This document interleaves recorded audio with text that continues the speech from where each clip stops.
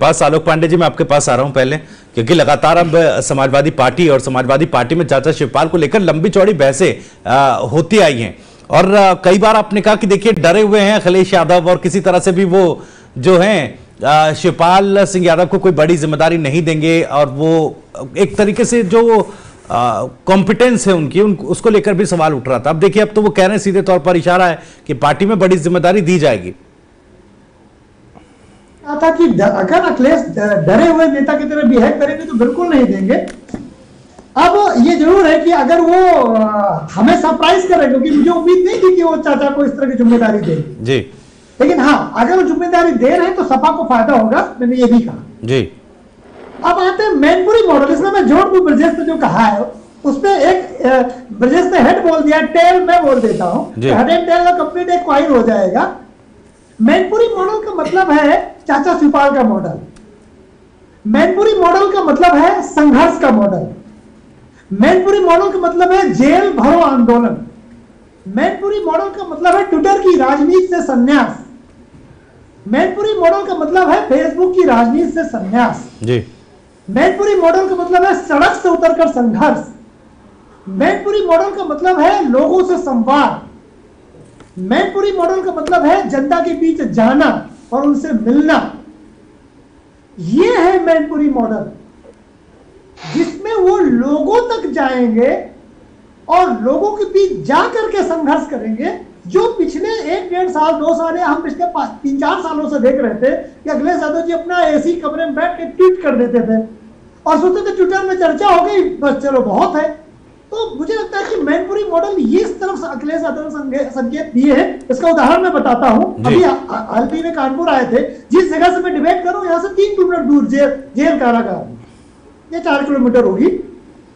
वहां पर उन्होंने कहा कि मैं जब जेल गया तो इरफान सोलंकी को दूसरे शहर भेज दिया, सपा के नेताओं को गलत मुकदमे फंसा करके। अब मैं दूसरे शहर जाऊंगा, देखते हैं पूरे उत्तर प्रदेश में कहां भेजेंगे उनको।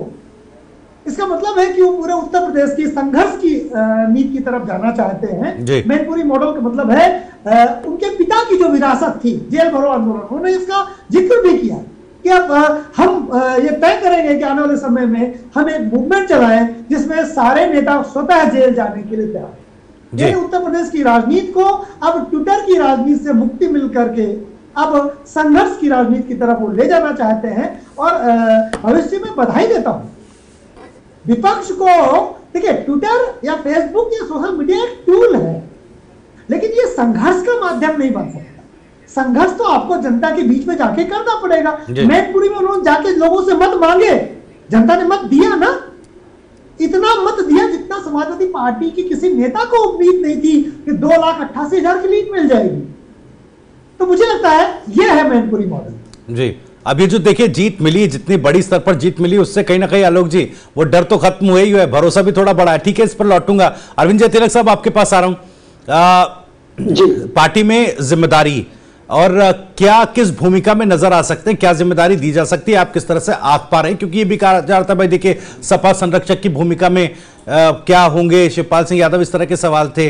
और पांडे साहब, खैर गुजरात मॉडल से मैनपुरी मॉडल की तुलना करना, ये इनको आमने सामने देखना, ये कितना सही है, कितना जायज है, राजनीतिक तौर पर आप ज्यादा बेहतर समझेंगे। मुझे लगता है कि फेयर एक ये कहें कि तुलनात्मक तुलना नहीं होगी एक फेयर।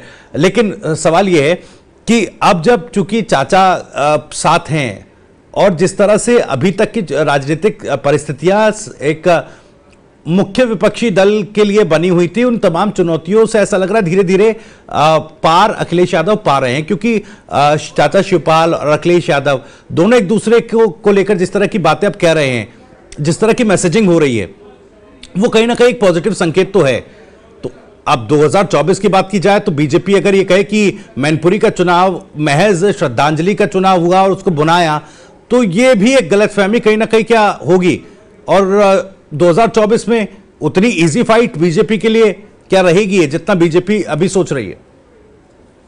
देखिए भविष्य कई बार मैंने भी कहा है बात अखिलेश यादव के नेतृत्व में, बहुत बार TV9 के इसी प्लेटफॉर्म में, कि जो व्यक्ति अपने परिवार को एक नहीं रख सकता वो राज्य का नेतृत्व करने का नैतिक हक नहीं रखता है जी। तो शायद उनको समझ में आ रही होगी परिवार को एक करेंगे तो जनता क्यों आपको वोट देगी। जब आप परिवार के नेता नहीं तो राज्य के नेता कैसे बनाएगी। तो जनता ने उनको राज्य का नेता स्वीकार नहीं किया, पहला। दूसरा, आप मानिए मैनपुरी मॉडल और गुजरात मॉडल। मैनपुरी मॉडल का याद आते ही मैं तो रोए खड़े हो जाते हैं। पश्चिमी उत्तर प्रदेश में रात में कानबाई लगा के जाना पड़ता था हाईवे से अखिलेश यादव के कार्यकाल में। लॉ एंड ऑर्डर की समस्या क्या थी। मैनपुरी मॉडल का मतलब है, लोग कहेंगे कि मैनपुरी मॉडल का मतलब है लॉ एंड ऑर्डर का नष्ट हो जाना। मैनपुरी मॉडल का मतलब है रात में पुलिस सुरक्षा न दे पाना लोगों के लिए। मैनपुरी मॉडल का मतलब है बहनें सुरक्षित ना होना। मुझे तो मैनपुरी मॉडल में मेरे रोज खड़े हो जाते हैं जी। मैनपुरी मॉडल बताएं। लेकिन सर आलोक जी, जैसा अरविंद जी कहते भाई देखिए जितना भी जो भी विकास हुआ मैनपुरी में उसे अनदेखा नहीं किया जा सकता। लेकिन अब जो मैसेजिंग की कोशिश अखिलेश यादव कर रहे हैं, मैनपुरी मतलब देखिए चाचा साथ हैं, और वही बात जो आपने कही कि जो परिवार को साथ नहीं रख सकता उसको नैतिक हक नहीं है प्रदेश की कमान संभालने का, इस तरह की जो भी चीजें हैं। तो ये भी तो एक मैसेजिंग हो रही है ना। देखिए पर जो मैनपुरी मॉडल हम कह रहे हैं ना, मैनपुरी मॉडल है क्या भाई, परिवार साथ है और बाकी उत्तर प्रदेश में जो साथी किसी न किसी वजह से एक साथ नहीं रह पाए, वो पूरा परिवार को जोड़ने की एक कोशिश होगी आने वाले चुनावों में, और वो एक बीजेपी को टफ फाइट दे सकती है। छोटी सी 30 सेकंड की कहानी सुनाता हूं। 30 सेकंड। एक हाथी होता है, उसे 4 अंधे से पूछा जाता है कि हाथी कैसा होता है। तो एक को पूंछ मिली, बोले हाथी रस्सी जैसा होता है। एक को पैर मिला, बोले हाथी धन्नी जैसा होता है। एक को पेट छूने को बोले हाथी छत जैसा होता है। लेकिन हाथी तो कंप्लीट होता है ना, सब मिला दो। तो मैनपुरी मॉडल में हम सबके जो विचार हैं ऐसे ही है, अलग अलग है। अरविंद जी के अलग है, ब्रजेश के अलग है, मेरे अलग है, सबको मिला दीजिए, दैट इज मैनपुरी मॉडल जी। अब आते हैं मैनपुरी जो आखिरी बात की। बीजेपी का नेता अगर मैं होता तो मैं यही कहता, मैनपुरी का मतलब है हिंसा, मैनपुरी का मतलब है असुरक्षा, मैनपुरी का मतलब है, ये बीजेपी कहेगी, मैं जानता हूं ये कहेगी।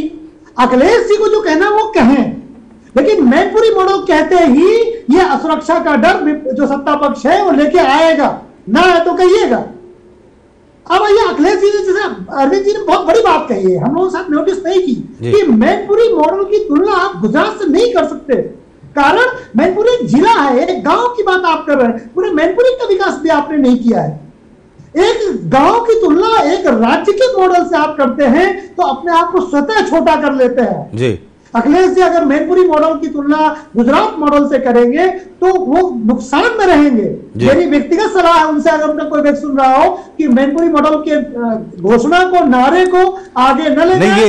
ये संदेश तो ये हो सकता है ना। देखिए अगर अब मौजूदा वक्त में अगर गुजरात मॉडल की बात की जाए तो गुजरात मॉडल में ब्रांड मोदी जो है वो एक मॉडल के तौर पर आता है, क्योंकि इस बार विधानसभा चुनाव में हमने देखा किस तरह की स्थिति गुजरात में रही। लेकिन मैनपुरी मॉडल, गुजरात मॉडल का जिक्र हो रहा है। मैं आ रहा हूं राघवेंद्र जी आपके पास। भाई प्रदेश में तमाम चुनावी फाइट होने वाली है 2024 में, उसमें मैनपुरी वर्सेस ब्रांड मोदी बनाकर तो एक सेल्फ गोल की स्थिति हो जाएगी, जो अभी तक हमने चुनावी परिणाम देखे हैं, या फिर ये सोची समझी रणनीति है मैनपुरी मॉडल का जो जिक्र वो कर रहे हैं? मुझे तो वैसे लगता है जोश जोश पे कह गए, कुछ सोचा नहीं है, कुछ भी बोल दिया है जी। मोदी मॉडल है क्या? अगर मोदी ब्रांड मोदी है क्या? ब्रांड मोदी है हिंदुत्व के एक बड़े नेता, जिसको सारा विपक्ष हिंदुत्व को लेकर को घेरता था जी। हमारी संस्कृति का के पुरोधा है वो, गरीबों के मसीहा है वो। तो जब मोदी पर हमला होता है तो सब लोग सोचते हैं कि एक चौकीदार चोर है का नारा याद है ना आपको जी। तो मोदी जी के खिलाफ जब भी आप व्यक्तिगत हमला करेंगे तो विपक्ष को हमेशा नुकसान उठाना पड़ेगा। ब्रांड मोदी नहीं, उसके पीछे संगठन, उसके पीछे मेहनत, उसके पीछे कमिटमेंट। आप चाहते हैं कि मोदी जी के ऊपर हमला करके उनको हरा देंगे, असंभव, आप नहीं हरा सकते। आपको ये बताना पड़ेगा कि मोदी जी से आप बेहतर कैसे हैं जी। पूरा का पूरा विपक्ष निगेटिव राजनीति कर रहा है, नेगेटिव राजनीति से आप मोदी जी को नहीं हरा सकते। मोदी जी के अगर हटाओगे, जनता कहती बताओ कौन आएगा? किसी के पास आंसर है? कोई कहता है कि नीतीश कुमार आएंगे, कोई कहता है अरविंद केजरीवाल आएंगे, कोई कहता है ममता बनर्जी आएंगे, और कभी कभी राहुल गांधी। चलिए सर, ये जो डिकोड हम कर रहे हैं मैनपुरी मॉडल को, इसमें ये बात तो आपने बता दी कि चलिए ठीक है, ब्रांड मोदी के खिलाफ फाइट करने से क्या कुछ जो है नेगेटिव इंपैक्ट पड़ेगा, सेल्फ गोल कैसे होगा, ये तो आपने बताया। लेकिन क्या वो रणनीति जो उसके पीछे है कि भाई सबको इकट्ठा साथ लेकर, क्योंकि देखिए भले ही कोशिश जरूर गठबंधन की कि 2022 की भी बात करें इससे पहले भी, लेकिन कहीं ना कहीं वो खटपट चलती रही और उसका नेगेटिव इंपैक्ट चुनावों पर पड़ा।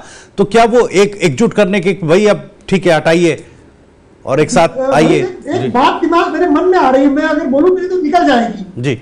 एक नॉवल मैंने पढ़ा था जो भारतीय स्वतंत्रता संग्राम में उसका बड़ा योगदान है। नॉवल है मैक्सिम गोर्की की मदर, रशियन नॉवल है।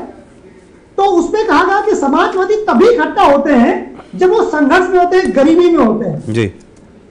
यदि हम इसको अगर भारत में लागू करें तो कोई समाजवादी रह ही नहीं गया तो इकट्ठा कैसे हो सकते हैं? ये तो बड़े बड़े महलों में रहते हैं, वैभवपूर्ण जीवन जीते हैं। तो जो ये कहते हैं कि हम लोग या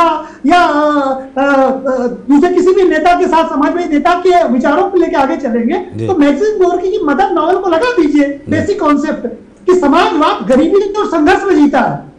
भारत का जितना समाजवादी विपक्ष है, जनता दल का जो कुटुंब था उसका जो टूटे हुए ब्रांड है, ये तो सब कभी एक नहीं हो सकते। मेरी भविष्यवाणी है, मैं मैक्सिम गोर्की की नॉवल को बेस करके ये कहता हूं कि समाजवादी कभी एक नहीं हो सकते। चलिए ठीक है सर, लेकिन इशारा तो संघर्ष की तरफ भी था ना। अब देखिए जैसे उनकी एक्टिविटीज चल रही हैं, अपने नेताओं से जेलों में भी मिलने पहुंच रहे हैं। बोलिए सर। अखिलेश यादव के पास अगर 2 कमरे का घर होता जी, 5 लाख की कार से चल रहे होते तो ये संघर्ष कर सकते थे। हमने कहा ना कि गरीबी में समाजवाद पलता है, धन के साथ समाजवाद जिंदा नहीं रहता जी। इसलिए इस आधार पर मैं भविष्यवाणी करता हूं कि ये लोग कितनी भी एक होने की कोशिश कर ले, ये बीजेपी को चुनौती नहीं दे सकते हैं, क्योंकि ये वैभवपूर्ण जीवन जीते हैं और समाजवादी विचारधारा वैभव में पनपती ही नहीं है। ठीक है, बिल्कुल। राघवेंद्र जी आपके पास आ रहा हूं। देखिए आपकी तो बारीक नजर होगी, अब